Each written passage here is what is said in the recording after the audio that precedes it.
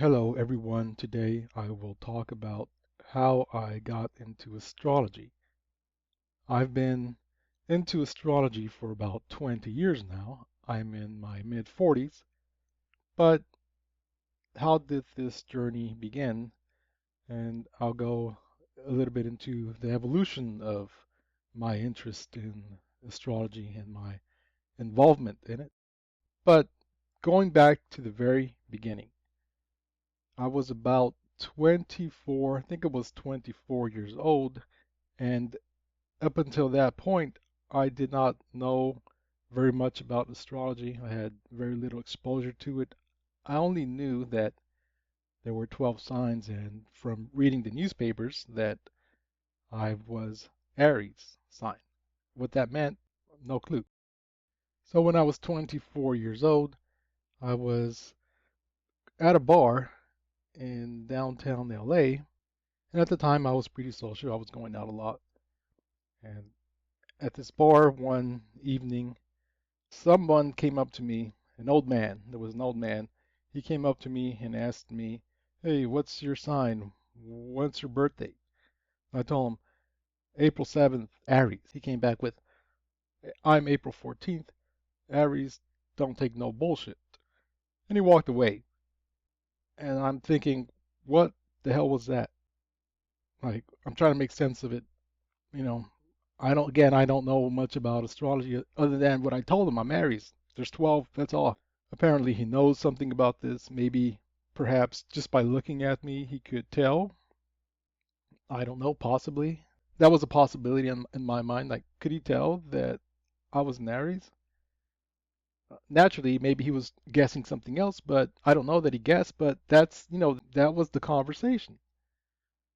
So I was curious to learn more about this to see, what this thing was. So I said, well, I'm going to get some books. I'm going to read a little bit about these signs, astrology. So I did a Google search or whatever it was at the time, whatever search engine, and I downloaded a few books files that I found, PDF books that I found online, and one of them was a book called Astrological Zodiac Personalities. I think that was the name.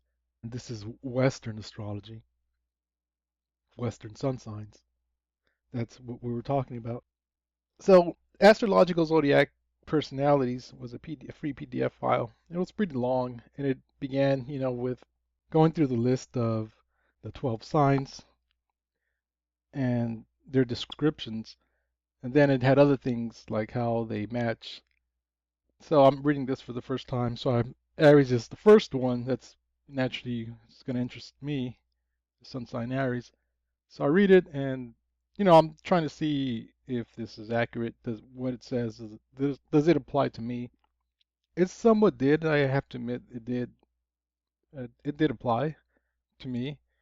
But then there were the other ones, the other signs. I know about me, but I don't know about other people and what their signs are. Um, but at the time, there was MySpace. MySpace was the popular thing, and on MySpace, the profiles gave the zodiac sign of the person, assuming they inputted their birth data correctly. And back then, I was rather social. Again, going to the bar and stuff, parties, meeting people. I knew quite a bit of people.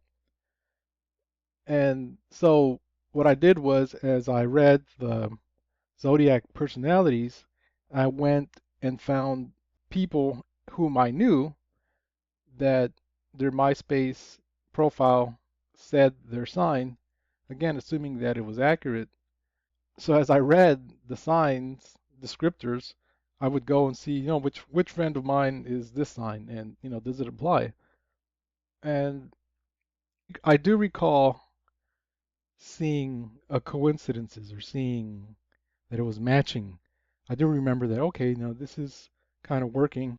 But at the time, one thing that caught my attention was that I could see that the people, or in some instances, the people who were dating each other were often, not always, but quite often, were the same element because the signs have elements, right? There's, as far as the water, earth, fire, air, I could see that the air signs were pairing up, and also the fire signs were pairing up. So that's another thing that kind of got my attention. And so I'm thinking, oh, this is really cool. Like this is really neat. You could use this stuff for dating and other things, to know people better.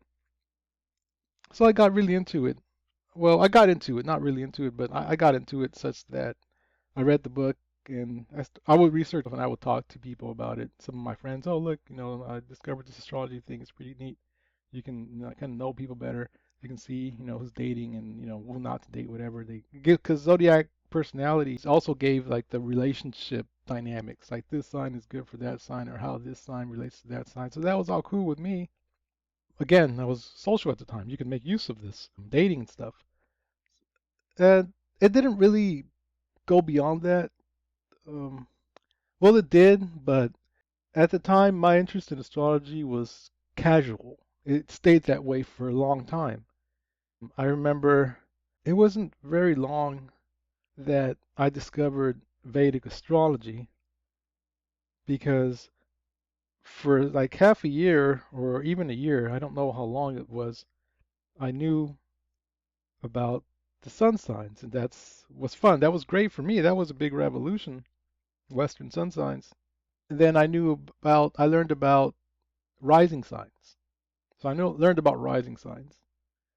And then going through um, websites, I learned about the other planets, that you have other planets and signs. But I didn't really go into too deep into that. You have like Saturn, Mars, and the Moon, and so on, moon signs.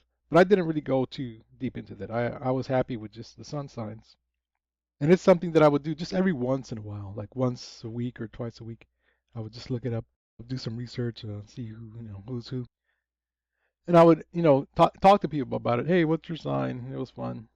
But then I remember about 6 months into it, I discovered Vedic astrology because in my searches I saw a video by Dennis Harness, and he was talking about Vedic astrology from India, how they use a different zodiac and they have different techniques and the predictive ability of it. He was bragging about how if you have the birth time, you can really make great predictions, or pretty accurate, detailed predictions. He was bragging about the predictive abilities of Vedic astrology. So I went and Googled Vedic astrology, and I found a, a website. I think it was Indastro. So I said, okay, this is what he's talking about. So I looked into the services section, and I was blown away. I was floored really by how much services they offered. They had all kinds of stuff. I mean, they had like a very long list of things that they offered, all these fancy names. If you want this career, this and that, love reports, the year, Varsha. I mean, the works. I mean, it was stunning. I'm like, holy smokes, this is astrology on steroids. I knew that this was like on another level, and I felt that my life would never be the same after looking at this, seeing how deep these guys were, or this tradition of astrology was. And I remember I went to sleep that night just in shock, like holy smokes, like this is astrology, like far beyond what I imagined. But but I still stuck to Western astrology. It wasn't like other people that I read about or hear about that they get into Vedic astrology and they forget Western and go deep into Vedic. No, I stayed with Western. Why? Because Vedic was too advanced for me. I was happy with what Western was doing for me with my friends. If I talk to my friends or people I'm meeting and I'm asking them what their sign is, they're going to tell me the Western sun sign, and I saw it working, so I stuck with that. I'm not going to ask them what their Vedic moon sign is. They don't know, and I don't know how to interpret it if they, you know, because that Vedic stuff was pretty fancy. I'd go and I type in.